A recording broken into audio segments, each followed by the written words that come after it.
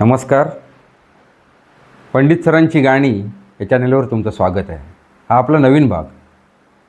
आता गेल्या 2 भागांमध्ये पंडित सरांविषयी किंवा त्याची पार्श्वभूमी थोडी आता सर्व आपल्या प्रेक्षकांना, पंडित सरांच्या प्रेक्षकांना म्हणतो मी, आपल्या प्रेक्षकांना माझ्या म्हणण्यापेक्षा त्यांच्या प्रेक्षकांना मी म्हणतो आहे की सर्वांना ती पार्श्वभूमी साधारण लक्षात आली आणि जशी गाणी असतील त्याप्रमाणे त्याबद्दल थोडंसं काहीतरी सांगितलं जाईल. त्या काही आठवणी आहेत त्याच्याबद्दल सांगितल्या जातील. आज आपण त्यांचं एक असं गाणं की जे कुठल्याही गोष्टीला आरंभ असतो, सुरुवात असते, त्याचसोबत उत्साह, त्यांचा ते उत्साही आहेत किंवा काहीतरी आम्ही म्हणतो जे काहीतरी यवाजलेलं दिसतं, ते काहीतरी योजना आहे त्यांची किंवा काहीतरी आहे छोटी मोठी काही जे असेल किंवा सण असेल तर सहसा त्यांच्या हे गाणं ते बहुतांश गुणगुणून ते पूर्ण करायचे.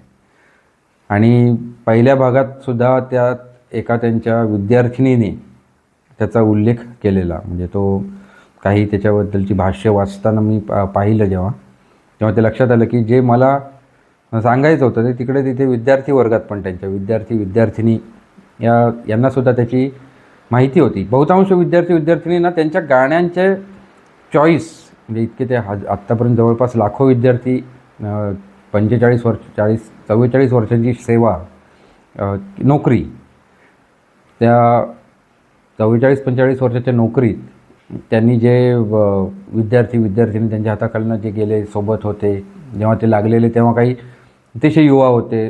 ते स्वतः पंडित तर युवा होते, 20 वर्षाचे होते तेव्हा.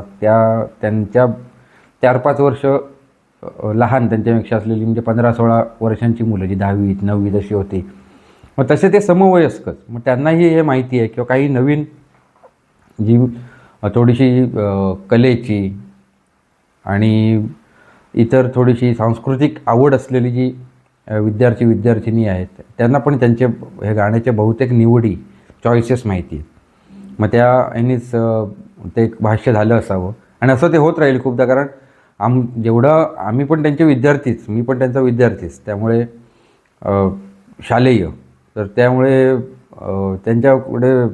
त्यांच्याकडचा जो काही खजिना आहे तो असा सर्वांना माहिती होता किंवा काही मित्रांना, सहकारी शिक्षकांना तो जास्ती माहिती होता.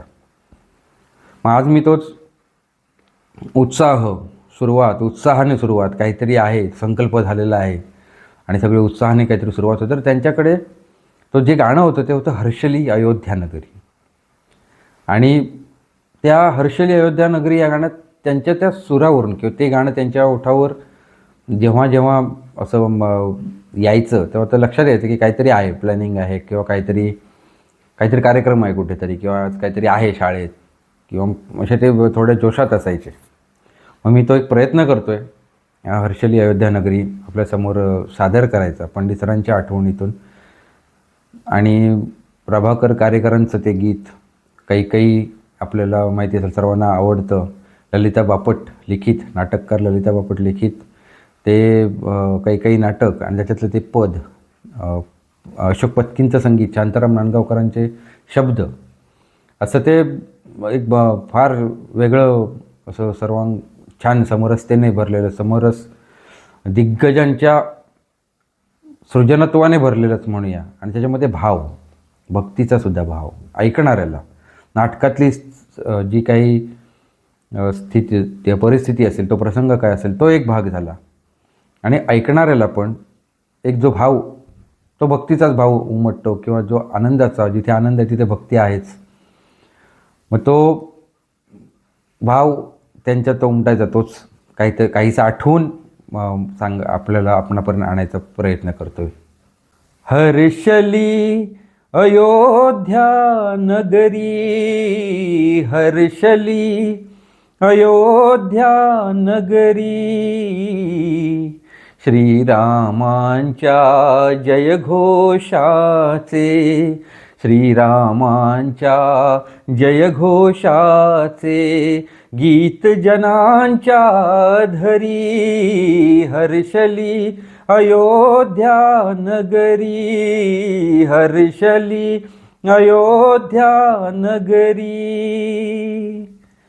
धन्य दाशरथ धन्य भूमिः धन्य कैकेयी कौसल्याही धन्य दाशरथ धन्य भूमिः धन्य कैकेयी कौसल्याही सम्राटांना ज्या मातांनी श्रीरामांना ज्या मातांनी वाढविले निज पदरी हर्षली अयोध्या नगरी हर्षली अयोध्या नगरी अयोध्या नगरी अयोध्या नगरी.